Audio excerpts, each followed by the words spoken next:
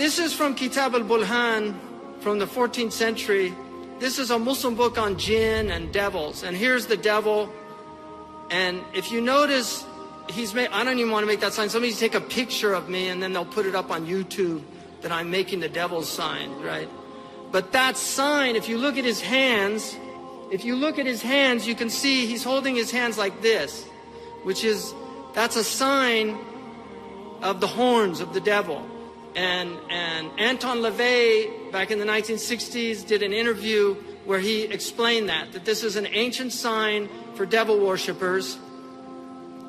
Baphomet is a god that they worship. Baphomet, it's argued that it's actually a deviation that some of the occultists, Christian occultists, who were devil worshippers during the Crusades, used to mock the name of the Prophet ﷺ.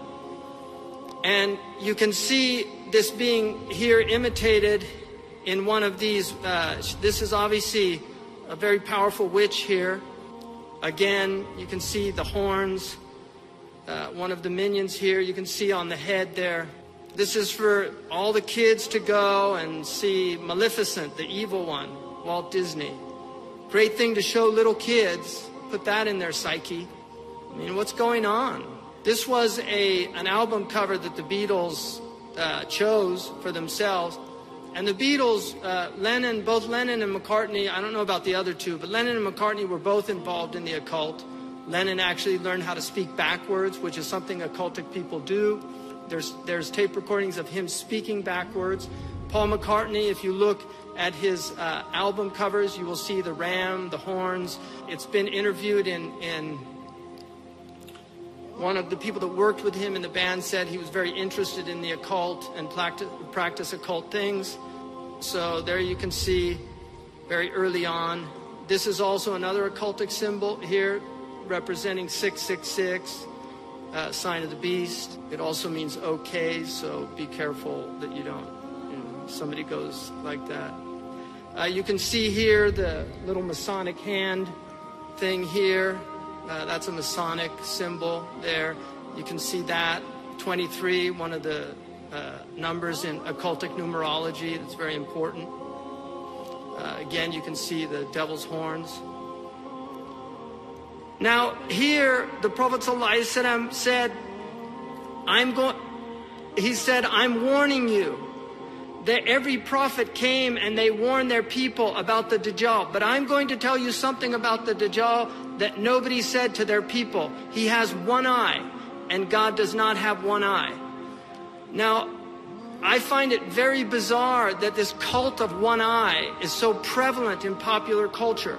Everywhere you look, the cult of one eye, and there you have Eminem, this minion with his devil's horns and his one eye plastered on the streets of Toronto. And all these one-eyed cartoon characters, those characters are actually called the minions.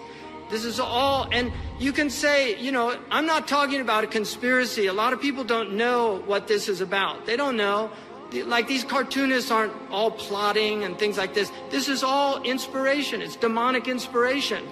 They're inspired by Shaitan.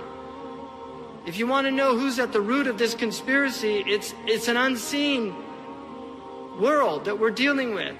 St. Paul said that our struggle is not with the powers of flesh and blood, but principalities of darkness.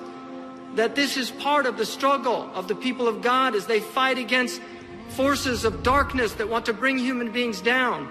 Why? Have you ever seen anybody do that? Have you ever taken a picture like that? Who would take a picture like that? Why would you do that? I've never seen anybody do that. Why would you do that?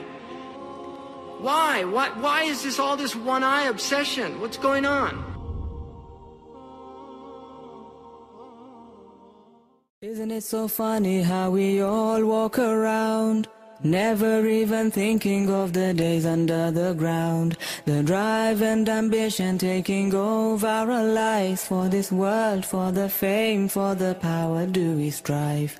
Our minds made up, whatever it takes, to feed the desires that this heart makes. Why don't we know? How do we stay within the boundaries of the right way?